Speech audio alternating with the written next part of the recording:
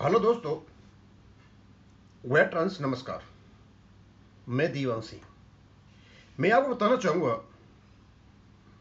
कि जब हम कोई भी काम करते हैं या किसी भी सर्विस में जाते हैं तो प्रेस्क्राइब्ड मानदंड होते हैं उस पर्टिकुलर जॉब के या उस पर्टिकुलर एक्टिविटी के, और उनके अनुसार ही आपको काम करना पड़ता है। यदि आपके पास वो रेक्विजिट मिनिमम क्वालिफिकेशन और एक्सपीरियंस नहीं है, टेक्निकल नॉलेज नहीं है, एक्सपर्टीज नहीं है, तो you are not qualified to carry on the task. दोस्तों, काफी सोचा, अचानक स्ट्राइक हुआ कि ये जो हमारे यूनियंस के लीडर हैं,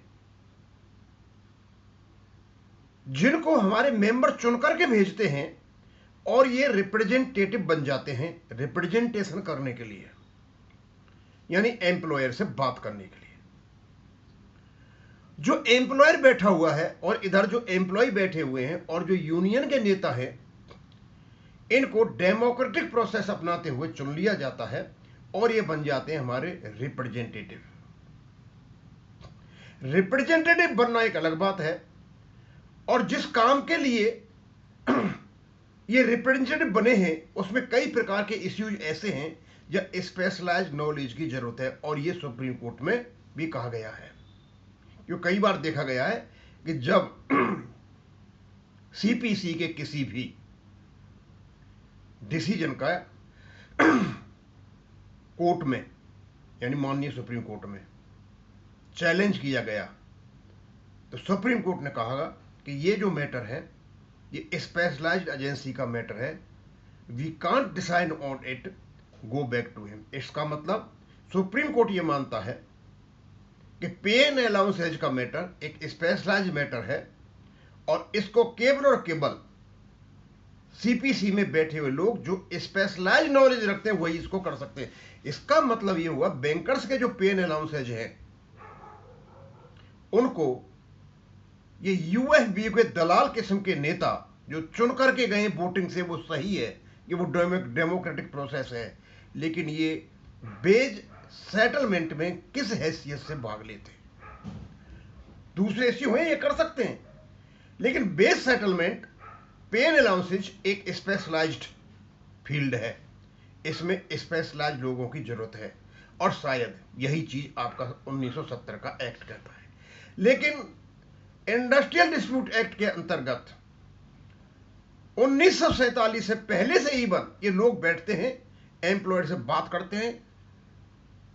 अब मुझे तो नहीं लगता कि ये स्ट्राइक में बात कर सकते, they can do, 5 day banking में बात कर सकते हैं, दे कैन डू, लेकिन जहां तक टर्म्स एंड सर्विसेज का मतलब है और पे अलाउंस का मतलब है, इस फील्ड में इवन सुप्रीम कोर्ट के अनुसार केवल और केवल स्पेशलाइज्ड नॉलेज और क्वालिफिकेशन रखने वाले लोग ही इसमें भाग ले सकते हैं। तो ये बेस सेटलमेंट हमारी ये 9 यूनियन के दलाल किस्म के जो नेता हैं ये कैसे करते रहे। इलेक्शन से आप रिप्रेजेंटेटिव बन गए, ठीक है, देयर इज नो प्रॉब्लम, वो प्रोसेस है, लेकिन आप उससे क्वालिफाइड नहीं हो जाते बेस सेटलमेंट जैसे मुद्दों पर वार्ता करने के लिए, और ये वार्ता करते रहे। बात तो बहुत कांटे की है, आज इन्हीं बिंदुओं पर हम बात करेंगे। और वेंकटाचलम ने कहीं सोशल मीडिया प्लेटफॉर्म लॉन्च किया है 32 आदमियों के साथ। तो ये क्वेश्चन मेरा उनसे भी है, वेंकटाचलम बताइए आप किस हैसियत से बेस सेटलमेंट में भाग लेते हो? क्या कोई स्पेशल नॉलेज है आपके पास,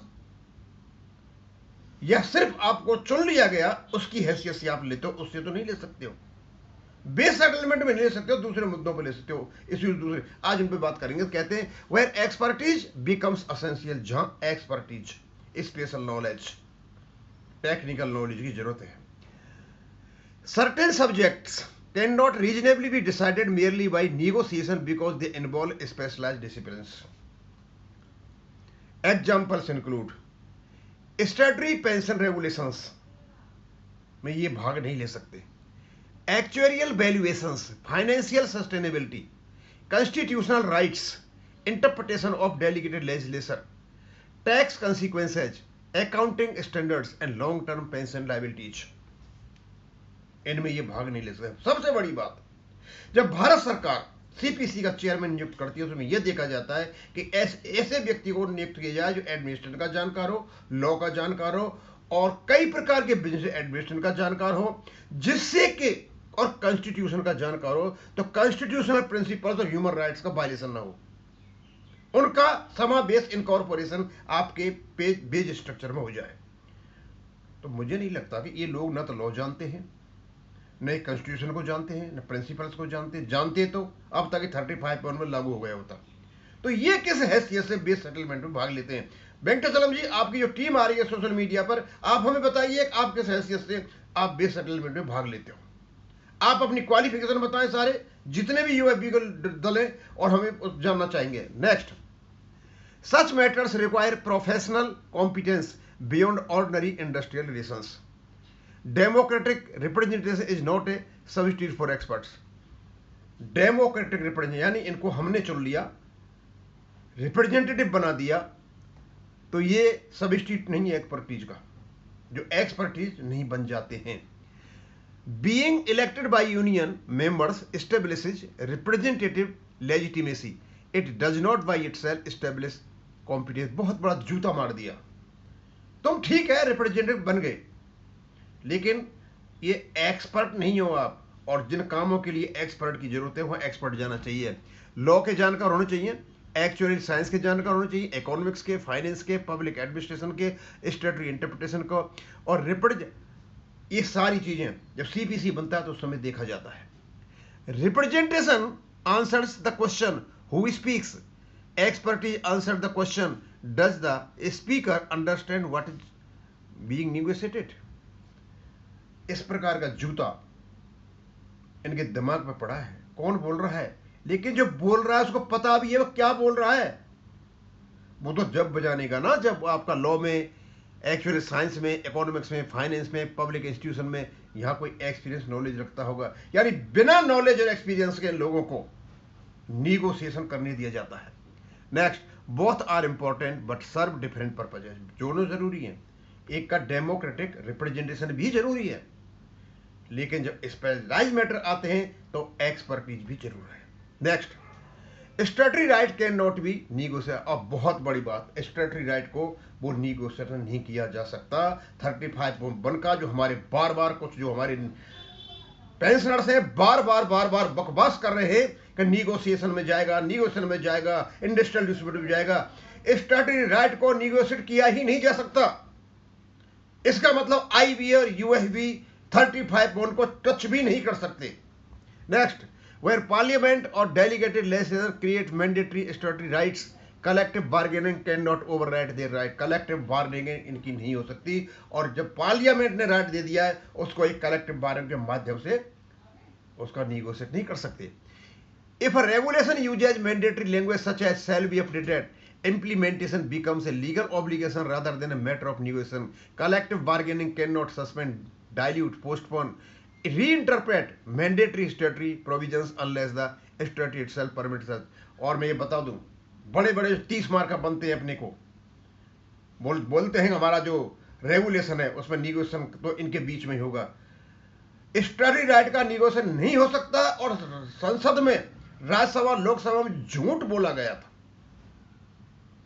कि क्या इनके बीच में निगोशिएशन होगा। यानी स्टैट्यूटरी राइट ऑलरेडी एग्जिस्ट कर रहा था, और उसको संसद में स्टेट फाइनेंस मिनिस्टर निगोशिएशन की बात कर रहा था। ये देश के कर्णधार, ये देश को चलाने वाले, ये कॉन्स्टिट्यूशन का सर्वनाश करने वाले सारे के सारों ने हमारे पेंशनर्स को और ह्यूमन राइट्स का वायलेशन करते हुए मारा है। क्या इनको पता नहीं है कि स्टेट राइट को निगोशिएट नहीं किया जा सकता? स्टेट राइट को संसद के पटल से निगोशिएट कराने की बात हो रही थी, वो नहीं है तो जाकर के उनका आंसर देख लो। Next, fiduciary responsibility of negotiators. और ये जितने भी निगोशिएटर्स हैं जो चुन करके जाते हैं और ये बैठते हैं यूएफबी के दलाल नेता, आप भगवान नहीं हो, आप फिड्यूशियरी कैपेसिटी में काम कर रहे हो। Negotiators are the persons working in fiduciary capacity का मतलब हमने आप में विश्वास व्यक्त किया है, आप हमारी ओर से वहां जाके बोल रहे हो और हमारे नुकसान करते हो, तो वो शर्म नहीं आती? आप जानते नहीं होगा फिड्यूशियरी कैपेसिटी आपकी? निगोशिएटर की हमेशा एक फिड्यूशियरी कैपेसिटी होती है। Union representatives negotiating on behalf of thousands of employees assure fiduciary responsibility है उनके, और ये मॉरल और लीगल दोनों ही ओर से ये इंपॉर्टेंट है। और फिड्यूशियरी कैपेसिटी को आप जानते हो क्या होता है। ये दलाल जो नो के नो बैठे हुए हैं, ये खुदा नहीं है कोई, ये बात कर रहे हैं वहां जाकर के हमारे बिहाफ से और हमें नुकसान पहुंचाते हैं। फिड्यूशियरी कैपेसिटी का वायलेशन कर रहे हैं। दोज रेस्पॉन्सिबिलिटीज रिक्वायर, और ये इस प्रकार की जो रेस्पॉन्सिबिलिटीज हैं ये करते हैं, जाकर के बैठ करके चाय समोसा खाते हैं, ईयर में घूमते हैं। Inform decision making, due diligence, consultation with experts when necessary, transparency, avoidance of arbitrary concessions and protection of members legal rights.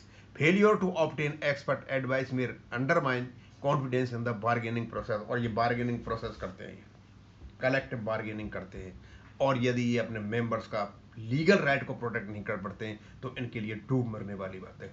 हाँ जी, वेंकटाचलम साहब,